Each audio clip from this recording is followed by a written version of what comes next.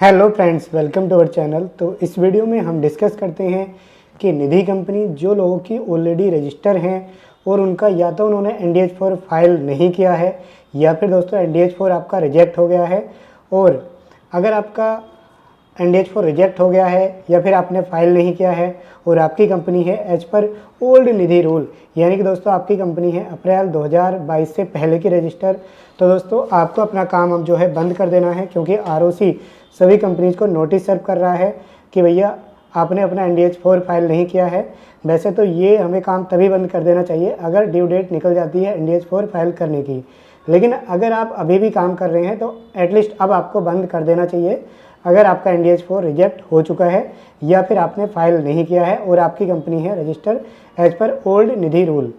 ठीक है, उसके बाद दोस्तों अब आपको करना क्या है, या तो आप अपनी कंपनी को क्लोज करा सकते हैं या फिर दोस्तों आपको जो है अपनी कंपनी को एक नॉर्मल पब्लिक कंपनी या फिर प्राइवेट कंपनी में कन्वर्ट करा लेना है। नॉर्मल पब्लिक या प्राइवेट कंपनी का यहाँ पर मतलब है कि अदर देन फाइनेंस वर्क के लिए उस कंपनी को आप यूज कर सकते हैं नेम एंड ऑब्जेक्ट चेंज करा करके। वो कैसे होगा दोस्तों, नॉर्मल प्रोसेस है, थोड़ा सा ड्राफ्टिंग अलग होगी उसकी, बाकी प्रोसेस सेम है जैसे कि नॉर्मल कंपनी के नेम एंड ऑब्जेक्ट चेंज होते हैं।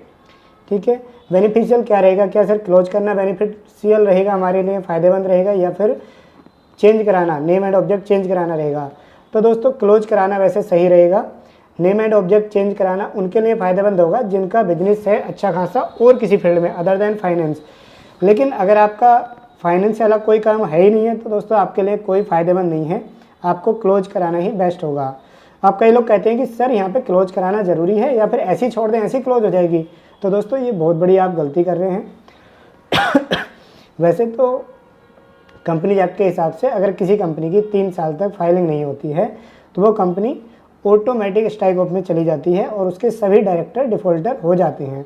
लेकिन यहाँ पे निधि कंपनी है, क्योंकि आपने डिपॉजिट वगैरह ऑलरेडी शो कर रखी होंगी अपनी कंपनी में, तो जब तक आपके डिपॉजिट वगैरह क्लियर नहीं होंगे तो निधि कंपनी 99% केसेस में दोस्तों ऑटोमेटिक स्ट्राइक ऑफ में नहीं जाती है।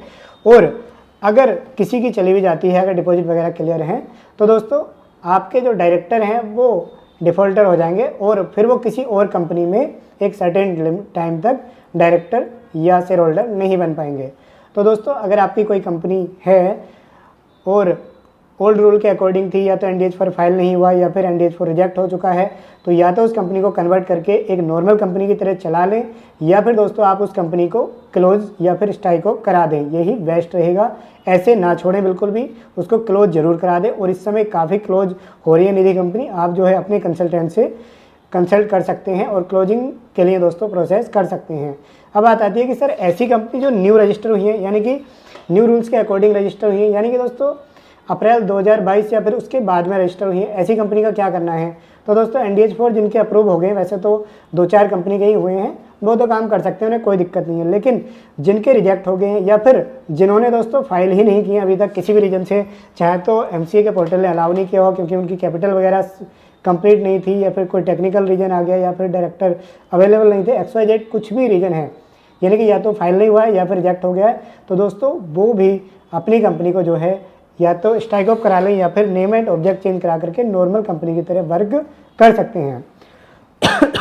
लेकिन ऐसे ही ना छोड़ें दोस्तों, आप डिफ़ॉल्टर हो जाएंगे, बहुत बड़ी रिस्पॉन्सिबिलिटी होती है। अपनी कंपनी को क्लोज जरूर करा दें अगर आपको काम नहीं करना है। और अगर आपका NDH4 डिले हो गया या फिर रिजेक्ट हो गया तो उस कंपनी को चलाने से अब कोई फ़ायदा नहीं है, अब उसका कुछ नहीं हो सकता है। ठीक है, तो ऐसे ही कोई भी ना छोड़ें, जो भी कॉस्ट आ रही है, लेकिन दोस्तों अपने ऊपर से वो लायबिलिटी ख़त्म कर दें। अगर आप फ्यूचर में लाइफ में ज़िंदगी में कभी भी बिजनेस करना चाहते हैं तो ऐसे दोस्तों उस कंपनी को ना छोड़ें, क्योंकि आपको अभी जो 10-20 या 30 हज़ार की कॉस्ट आ रही है उसको नहीं देखना है, आपको फ्यूचर देखना है कि अगर मैं डिफ़ॉल्टर हो जाता हूँ और कल को मैं कोई बड़ा बिजनेस करूँगा तो मैं कैसा फील करूँगा, है ना, कि मेरे ऊपर ये एक दाग टाइप का लग जाएगा। तो आप दोस्तों एक छोटी कॉस्ट को लिए अपने ऊपर इस तरीके का दाग ना लगने दें और अपनी कंपनी को क्लोज जरूर करा लें। ये मैं वीडियो दोस्तों काफ़ी लोगों के जो क्वेश्चन थे कि सर हम अपनी कंपनी का क्या करें, हमारे पास व्हाट्सएप मेल और कमेंट के थ्रू काफ़ी क्वेश्चन आ रहे थे, तो उसके बेस पर ये वीडियो बनाई गई है।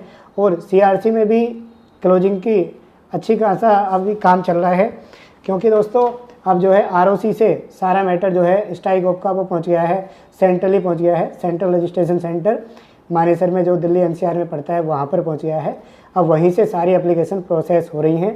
तो आप भी दोस्तों अपनी कंपनी के लिए अपने किसी भी कंसल्टेंट जो भी आपके CA CS एडवोकेट हैं उनसे कंसल्ट कर सकते हैं और प्रोसेस स्टार्ट करा सकते हैं। ठीक है दोस्तों, तो इस वीडियो में इतना ही। अगर आप हमारे से कोई कंसल्टेंसी कोई जानकारी चाहते हैं तो डिस्क्रिप्शन में हमारी मेल ID है, आप हमें ईमेल कर सकते हैं या फिर दोस्तों हमें कमेंट कर सकते हैं। ठीक है, अगर आपको हमारा नंबर मिल जाता है तो हम पहले हमें दोस्तों व्हाट्सअप करें, उसके बाद ही अगर हमें लगेगा तो हम कॉल करेंगे, अदरवाइज दोस्तों हम आपको व्हाट्सएप पर ही रिप्लाई कर देंगे। तो इस वीडियो में इतना ही, मिलते हैं नेक्स्ट वीडियो में, तब तक के लिए बाय बाय, जय हिंद।